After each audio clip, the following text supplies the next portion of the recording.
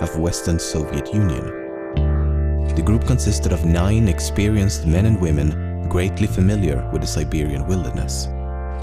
Yet, this adventure would prove to be their last. Despite a criminal investigation, photographs and journal entries, the case remains unsolved after more than half a century. This is the case of Dyatlov Pass.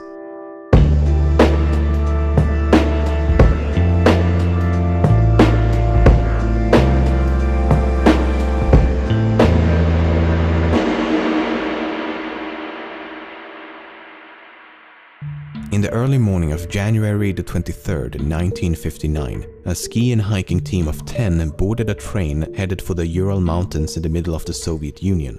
The group consisted of 8 men and 2 women, with Igor Dyatlov as the group's leader. As the train slowly advanced deep into the mountainous Siberian taiga, the group diary received a final entry. I wonder what awaits us on this hike. Will anything new happen? Over the next few days, the group continued to alternate between modes of transportation. First a bus, then a truck, then a horse and sleigh, and eventually they proceed on foot and skis. On January the 28th, one of the hikers named Yuri Yudin had begun to feel quite ill and eventually decided to head back, while the remaining group of 9 continued as planned. These photos were taken just before they parted ways, and it would be the last time he saw his friends alive. The group resumed their expedition across the snow-covered outback and documented everything of note using diaries as well as multiple cameras. Recovered photos and journal entries suggest that the trek progressed as one would expect, with no unforeseen complications. Just lots of snow, bitter cold, and an increasingly arduous landscape. On February the 1st, they reached the foot of a mountain known to the indigenous Mansi population as Dead Mountain. They spend the better part of the day progressing up the slope and eventually decide to set up camp only a few hundred meters from the peak. These are some of the last photos recovered from the cameras, and the last sentence of the final entry reads, "It is difficult to imagine such a comfort on the ridge, with shrill, howling wind hundreds of kilometers away from human settlements."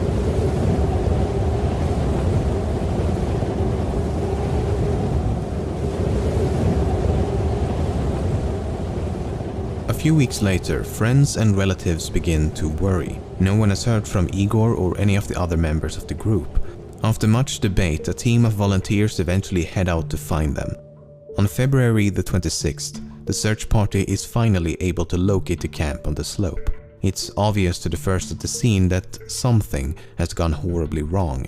The tent is in scrambles, covered by a thin coat of snow. The hikers' belongings and equipment was found orderly placed inside the tent, but the tent itself had been slashed open with a knife from the inside. The next day, 9 pairs of footprints lead the search volunteers down the slope towards the nearby woods. Given that the footprints left rather mild indentations in the snow, would suggest that they descended the slope in a rather calm and orderly fashion, as opposed to running away in panic. The footprints could be tracked for about half a kilometer from the tent until the trail was completely covered by snow. So they continued in the direction of the trail and under a large cedar tree at the edge of the forest, next to the remains of an improvised campfire, they found the frozen bodies of Yuri Doroshenko and Yuri Krivonoshenko. It would take over 2 months for the bodies of all 9 hikers to be recovered. The first 2 were found severely underdressed. No jackets, no pants, no gloves, hats, boots or anything else one might expect given the frigid climate. Only light shirts, underpants and socks. At the time of their death it would have been around 30 degrees below zero.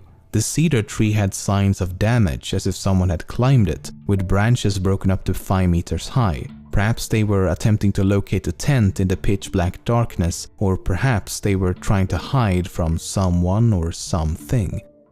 The next 3 hikers were found at varying distances between the tent and the tree, covered by a few centimeters of snow. They were better dressed than the previous 2, but not by much, as they still lacked essential items such as boots, hats and gloves. They were all found facing the direction of the tent as if they were struggling to return at the moment of death. While some of them had sustained minor injuries, all 5 had died of hypothermia. It should also be noted that 4 of them had died while intoxicated. The last 4 hikers were found at the bottom of a small hill covered by 3 meters of snow, 75 meters from the tree in the opposite direction of the tent. 3 of them had sustained lethal injuries. 1 had a fractured skull and 2 had fractured multiple ribs and suffered massive internal bleeding. The medical examiner believed the injuries had been sustained from a fall and compared it to a car crash. The injuries had been sustained while they were all alive and could not have been inflicted by another person. 2 had also been found with gaping eye sockets, and 1 of the women had a missing tongue. The last of the 4 had a broken nose and a deformed neck, but died of hypothermia. The most mysterious of all, 3 articles of clothing were later found to be abnormally radioactive. On May the 28th, the criminal case was discontinued with a cryptic and incredibly vague conclusion. The lead investigator writes in the final report, "The cause of death was an unknown compelling force which the hikers were unable to overcome." Not exactly the most satisfying answer and barely a conclusion at all. So, just in case the Galactic Empire had nothing to do with the death of the hikers, is it possible to explain some of the more enigmatic details in a less vague yet credible fashion? Let's give it a shot. The fact that Dubinina was missing her tongue has been taken way out of proportion. Some say that it was cut off or ripped out while she was still alive, others say it was eaten by scavengers after death, while some even claim the tongue was later found somewhere else. But I've read the medical reports and this is what it says. The diaphragm of the mouth and the tongue is missing. That's it. There's nothing about cutting or ripping or anything. I don't know how or where it began, but there seems to be an exaggerated importance placed on this missing tongue, while in reality it's a rather minor detail. At least the medical examiner believed it to be a minor detail, otherwise he would likely have elaborated further. For example, the same section of the same report states, "Gaping orbits, the eyeballs are absent." Equally mysterious, right? Well, no, because the medical examiner does provide an explanation for both. Soft tissue injuries to the head are post-mortem changes to Dubinina's corpse, which was recently exposed to water prior to detection. He even adds putrefaction and decomposition in parentheses to clarify exactly what it means. And this was not even exclusive to Dubinina, as the 4 last bodies were all damaged due to the melting snow. Now, some who claim that her tongue must have been removed while she was still alive have pointed to the fact that she had about 100 grams of blood in her stomach. But that's not exactly true either. The relevant portion of the forensic examination reads, "The stomach contained up to 100 cubic centimeters of a dark red, slimy mass." That's about 10 centiliters of something, most likely food, mixed with something red, most likely blood.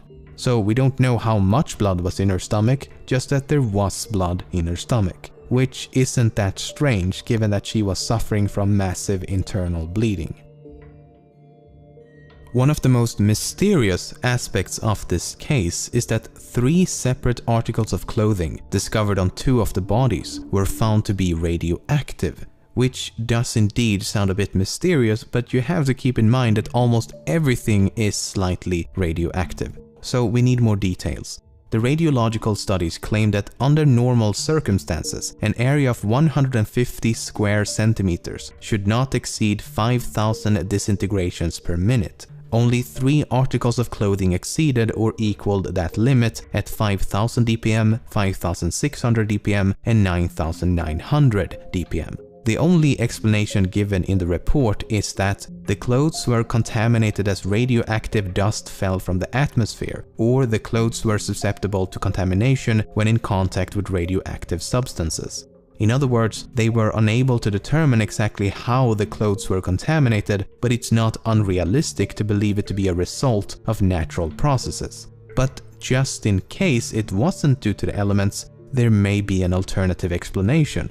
Kolevatov had previously worked at a facility developing nuclear materials, and Krivonoshenko had previously worked at a top-secret plutonium production plant for nuclear weapons. and the 3 articles of radioactive clothing belonged to Kolevatov and Krivonoshenko.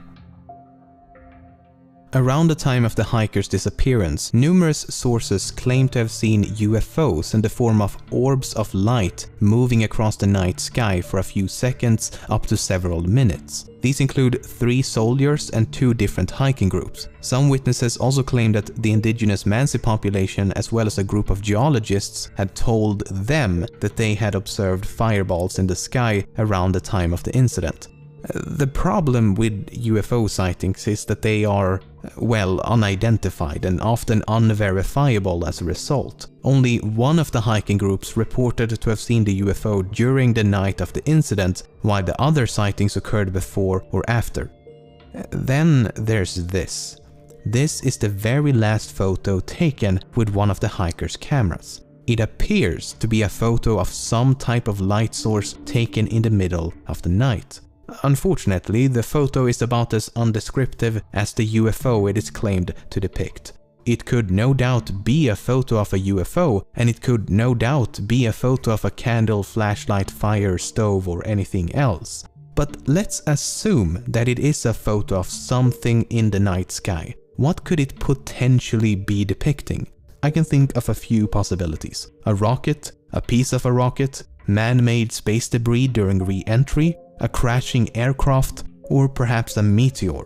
None of which would be too surprising given that this is the Soviet Union in the middle of the Cold War as well as the space race, so there would have been a lot of aerial activity. At the time when space exploration was about as fresh as a prince living in an affluent LA neighborhood, it's not surprising that people were unable to identify the mysterious lights. Regardless, it could not have landed close to the hikers as it would have been found by the search teams. And if the object had already been recovered, there should have been evidence in the form of a crash site, footprints, and other activity on the ground. So, given the fact that there is no obvious connection between the UFO and the hiker's disappearance, I'll put this in the spooky red herring box. So, what happened? Why did they leave the tent? Why was it slashed open from the inside? How did some of them sustain such major injuries while the others simply succumbed to the cold? Why were so many of them underdressed? I think the biggest mystery is how it's been able to remain a mystery given the abundance of information. So after spending the better part of this month hiring multiple Russian translators reading through a massive amount of material ranging from theories about a KGB cover-up to a simple avalanche accident, this is what I believe to be the most credible explanation. First of all, why would they leave the tent?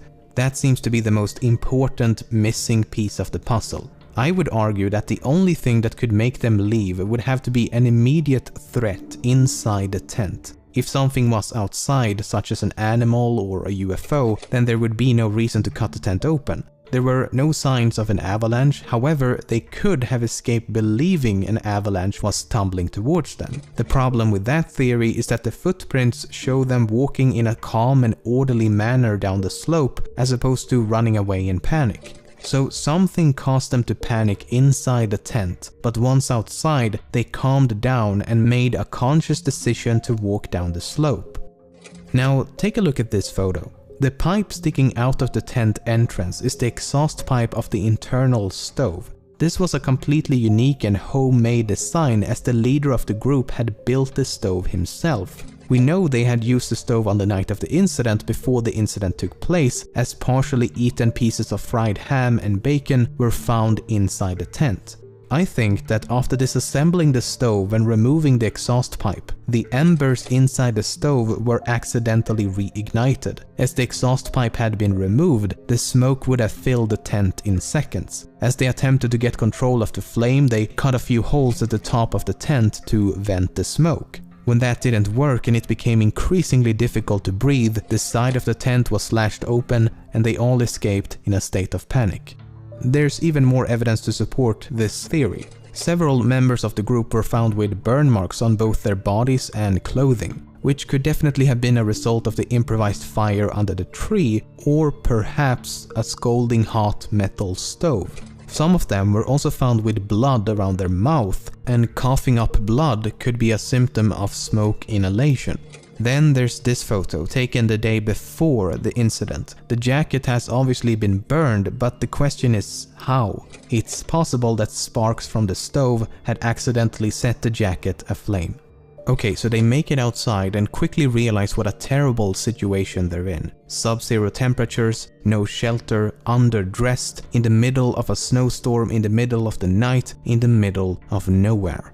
At this point, I think one or more of them made a decision to head for the nearest shelter, which they would have known to be the woods. The reasoning behind this decision is likely multifaceted. The smoke from the tent could have made it impossible to stay within its proximity, and/or the smoke may have caused them to believe that the tent was on fire. Some of them were intoxicated, which could have affected their judgment as well as their sensibility to the cold. And they may also have believed to be closer to the woods than they actually were.